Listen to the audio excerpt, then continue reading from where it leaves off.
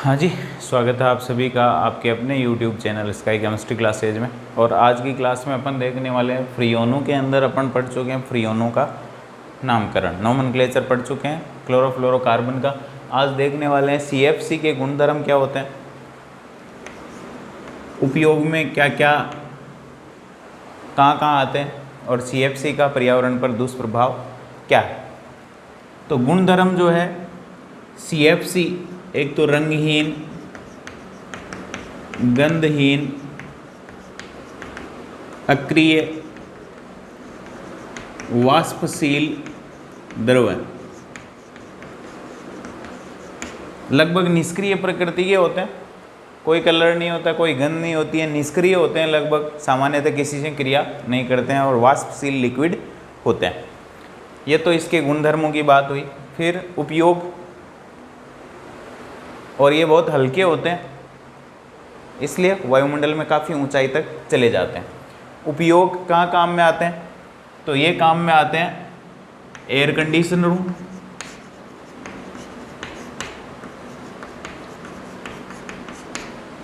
रेफ्रिजरेटरों,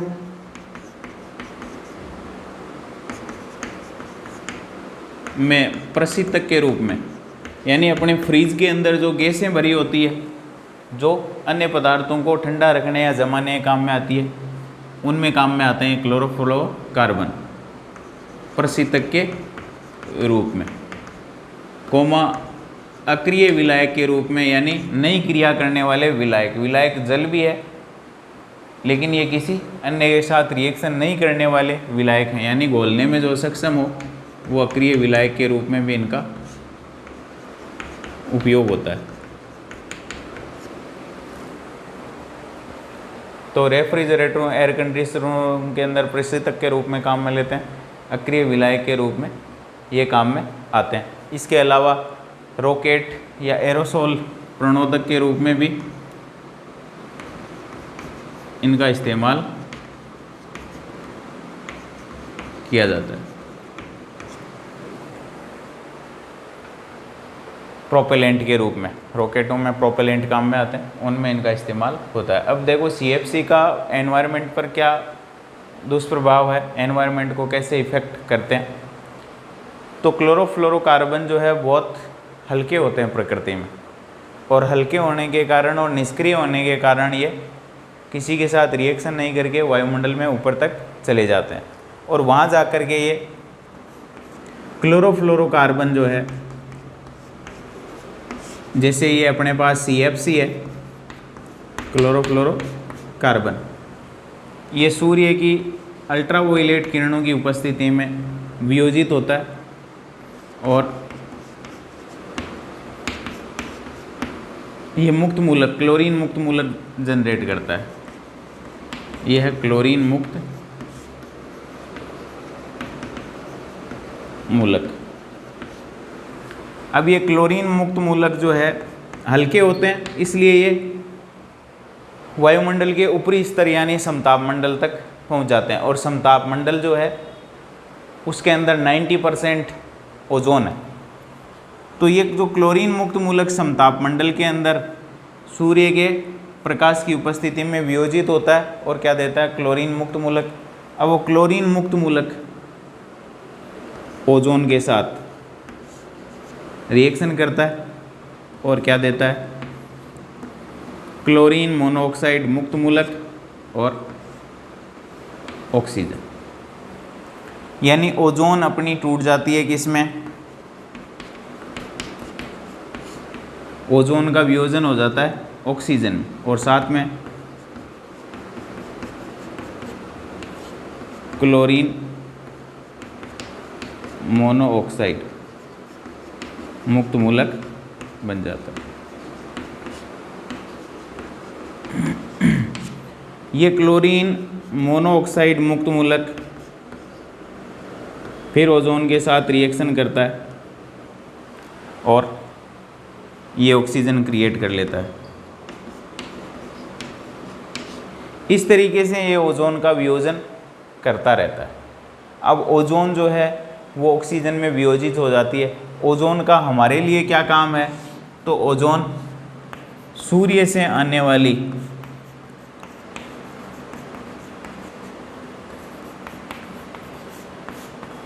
हानिकारक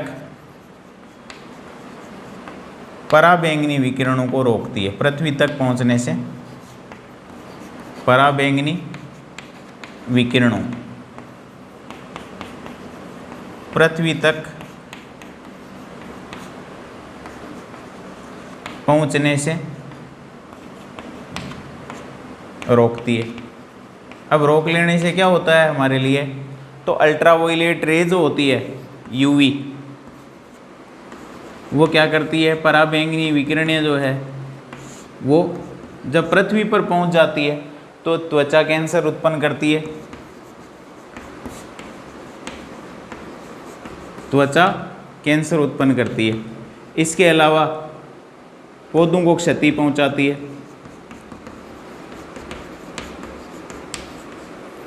इसके अलावा समुद्रों के अंदर जो पादप प्लवक पाए जाते हैं, जो समुद्री जीवों के लिए खाद्य स्रोत होते हैं, उनको नष्ट करती है।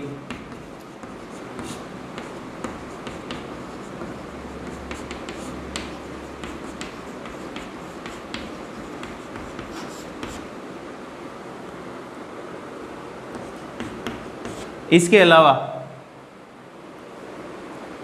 अल्ट्रावायलेट रेज जो है वो मोतियाबिंद, आँखों का एक रोग है, वो उत्पन्न करती है।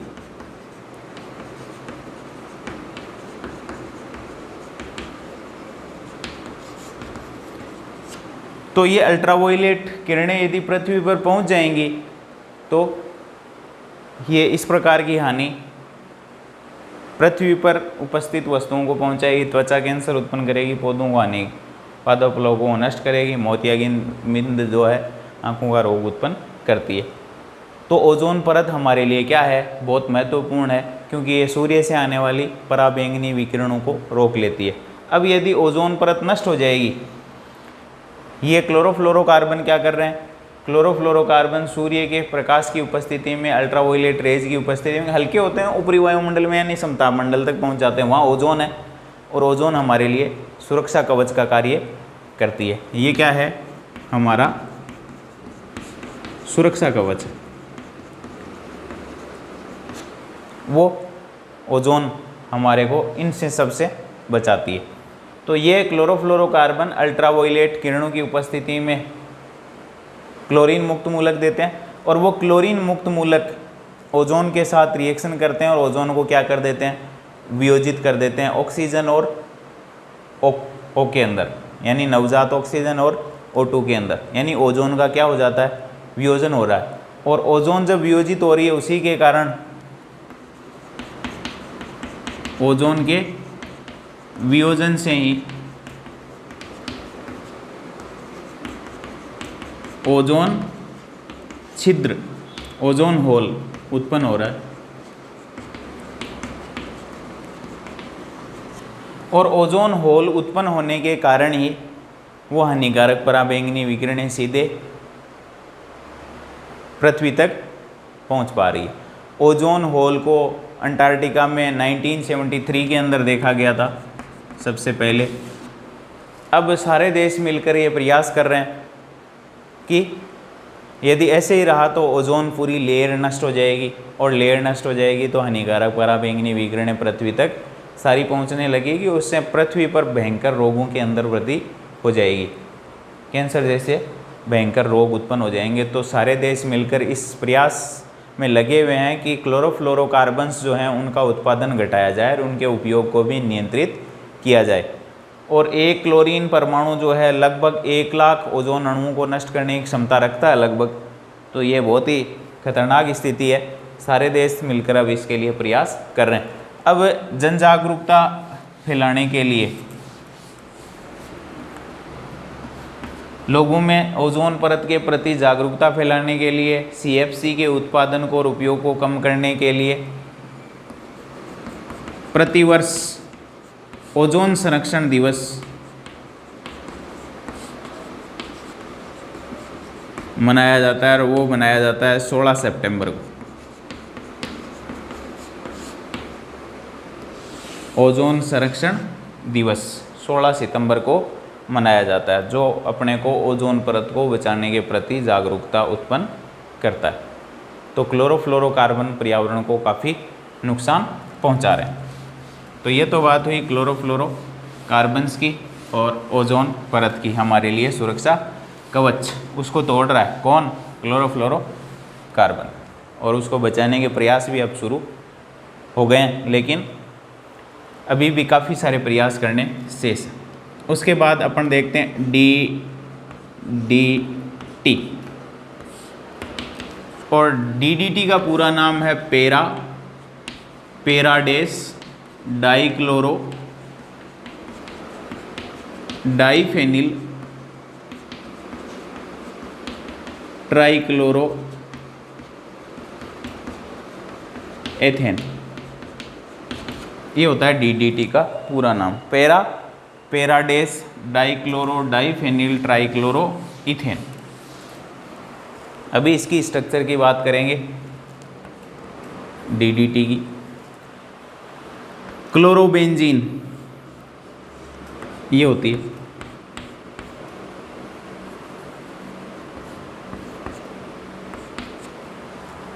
ये क्लोरोबेंजीन का दूसरा मॉलिक्यूल, इसकी रिएक्शन करवा देते हैं क्लोरल के साथ,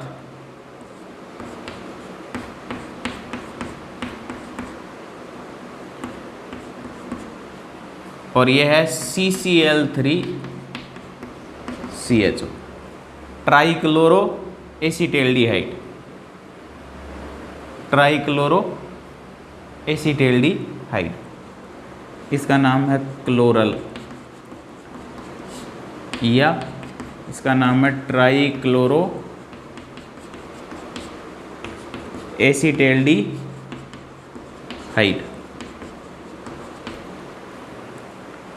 ट्राइक्लोरो एसीटेल्डिहाइड।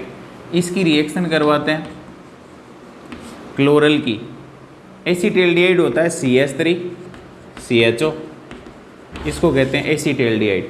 इसमें से 3 हाइड्रोजन हटाएं और 3 क्लोरीन जोड़ दिए, तो 3 क्लोरीन जोड़ रहे हैं किस में? एसीटेल्डिहाइड में, तो ये हो जाएगा ट्राइक्लोरो एसीटेल्डिहाइड, इसको आप क्लोरल भी कह सकते हैं।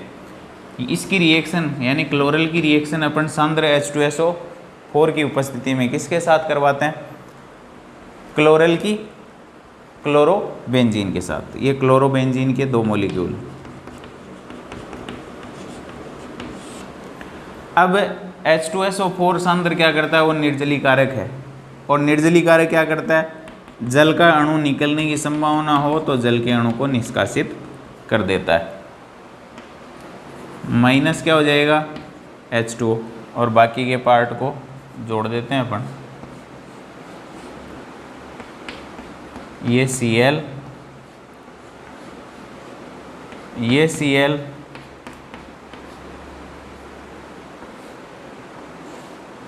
इस तरीके से।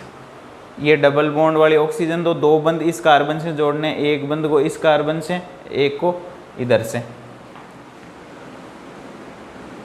तो ये C से क्या जुड़ा हुआ है? H, और ये 3 Cl।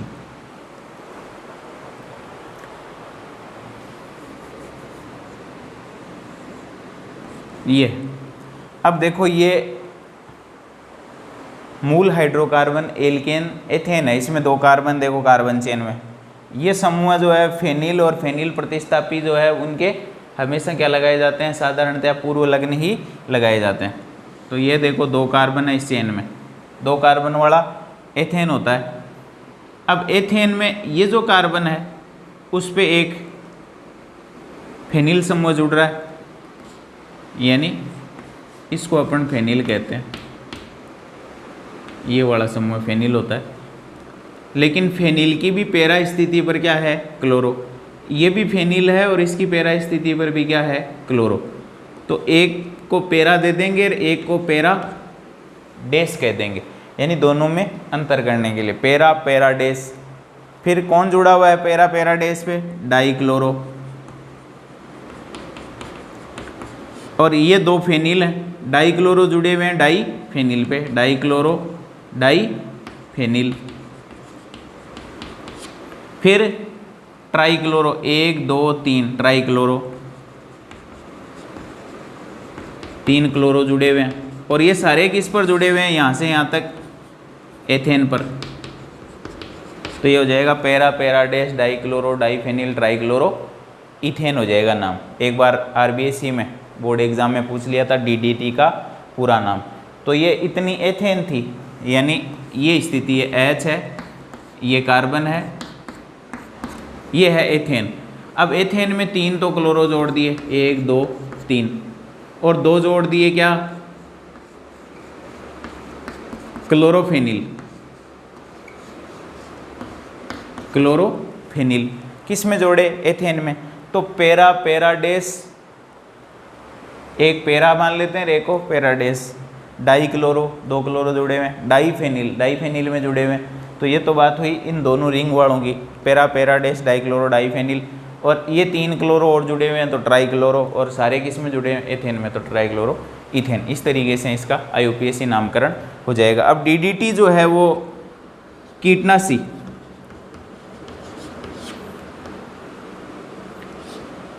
के रूप में प्रयुक्त होता है, काम में आता है। मच्छरों, खटमलों, कीटों के नाश के लिए इसको काम में लेते हैं कीटनाशक के रूप में। लेकिन इसका वर्तमान में उपयोग प्रतिबंधित कर दिया गया है। क्यों? क्योंकि ये विघटित नहीं होता है, पर्यावरण के लिए नुकसानदेह होता है, जिसकी अपन थोड़ी आगे बात करने वाले हैं। तो ये तो बात हुई डीडीटी की, डाईक्लोरो डाईफेनिल ट्राईक्लोरो इथेन। पूरा क्लोरोबेंजीन रिएक्शन क्लोरल के साथ सांद्र H2SO4 की उपस्थिति में डीडीटी बनता है, और डीडीटी कीटनाशक के रूप में प्रयुक्त होता है। और यह सफ़ेद ठोस होता है, पहले उपयोग होता था, लेकिन वर्तमान में इसके उपयोग को प्रतिबंधित कर दिया गया है। क्यों? क्योंकि इसका विघटन, प्राकृतिक विघटन नहीं होता है।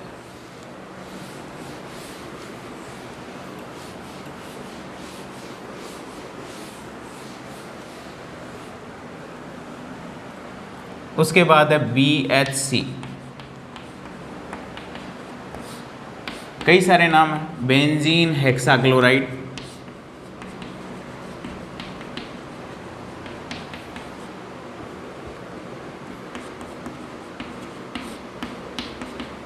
गेमेक्सेन,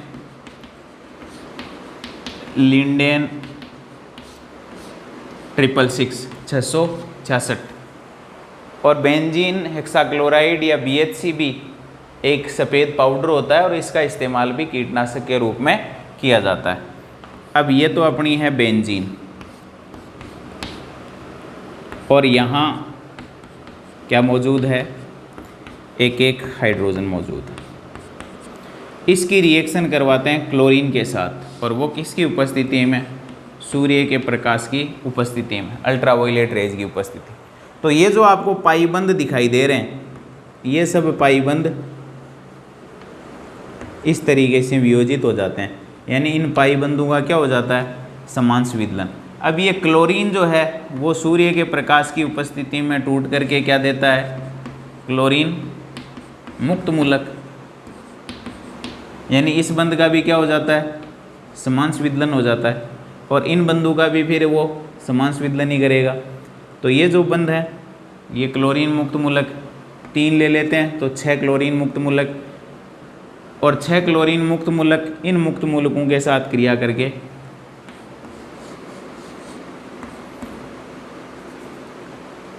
H को दिखाने की आवश्यकता नहीं है, H जुड़ा हुआ है, दिखाओ तो दिखा भी सकते हैं इस तरीके से।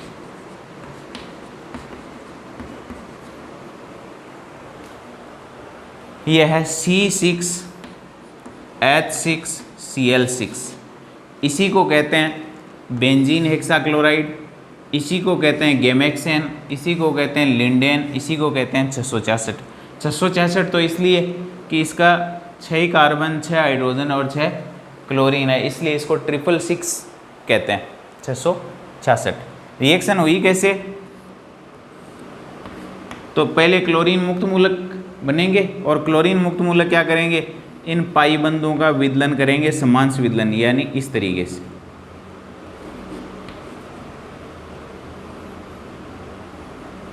और इधर इधर मुक्त मूलक की तरह ये भी बन जाएंगे, और उन मुक्त मूलकों के साथ ये क्लोरीन मुक्त मूलक रिएक्शन करके आप बंधों का निर्माण कर लेंगे, क्योंकि हर एक कार्बन पर एक एक इलेक्ट्रॉन उपस्थित होगा और एक एक इलेक्ट्रॉन क्लोरीन मुक्त मूलक से मिल जाएगा, दो दो इलेक्ट्रॉन एक एक बंध का निर्माण कर लेते हैं, तब ये BH3 का निर्माण होता है। अब इसका IUPAC यदि नामकरण करें तो अपन एक नंबर किसी भी कार्बन को दे दो, 3, 4, 5 और 6, तो ये हो जाएगा 1 2 3 4 5 6 हेक्साक्लोरो,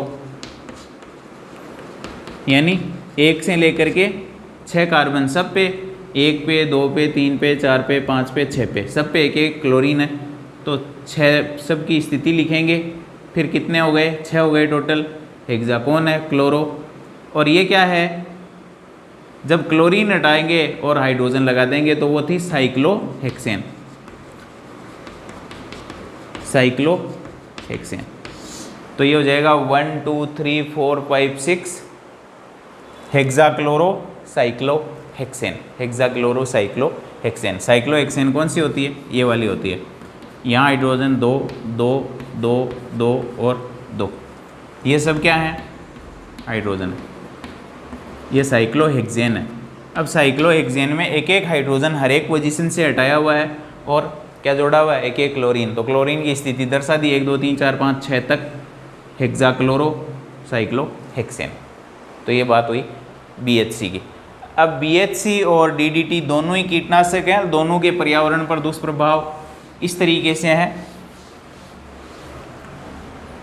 BH3 और DDT के पर्यावरण पर दुष्प्रभाव, वो क्या पड़ जाते हैं दुष्प्रभाव, तो पर्यावरण पर दुष्प्रभाव ये है कि ये पर्यावरण में विघटित नहीं होते हैं,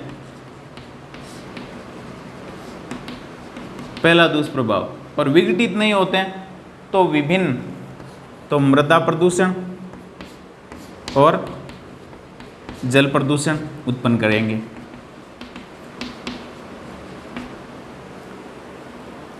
मृदा और जल प्रदूषण उत्पन्न करते हैं। अब यहाँ से मृदा और जल प्रदूषण उत्पन्न करेंगे, यानी मृदा में और जल में ये बिना विघटन के उपस्थित रहेंगे, तो यहाँ से क्या चले जाते हैं, ये मृदा से और जल से जीव में चले जाते हैं, यानी खाद्य श्रृंखला में चले जाते हैं। पौधे इनका अवशोषण करते हैं, या जलीय जीव जो है जल से इनको ग्रहण कर लेते हैं, तो उनके शरीर में चला गया, इकट्ठा हो जाता है, नष्ट नहीं होंगे, यानी विघटन नहीं होता है, टूटते नहीं हैं, लंबे समय तक बने रहते हैं। और यदि जैसे मछली है, मछली ने क्या कर लिया, DDT या BH3 ग्रहण कर लिया पानी से, तो मछली के शरीर में चला गया, इकट्ठा हो गया, नष्ट नहीं होगा, पड़ा रहेगा। फिर मछली को खा लिया मानव ने, तो मानव के शरीर में आ गया, इकट्ठा हो गया, उसको क्या हुआ, नष्ट नहीं हुआ, वो मनुष्य के शरीर में चला गया, यानी खाद्य श्रृंखला में प्रवेश कर गया। और खाद्य श्रृंखला में प्रवेश करने के बाद नष्ट नहीं होता है, और इसकी मात्रा यदि ये लगातार ज़्यादा मात्रा में मौजूद है तो इसकी मात्रा फिर खाद्य श्रृंखला में बढ़ती रहती है, उसको कहते हैं जैव आवर्धन। यानी खाद्य श्रृंखला में इसकी मात्रा BH3 और DDT की बढ़ती चली जाएगी, उसको कहते हैं जैव आवर्धन या बायो एक्यूमुलेशन।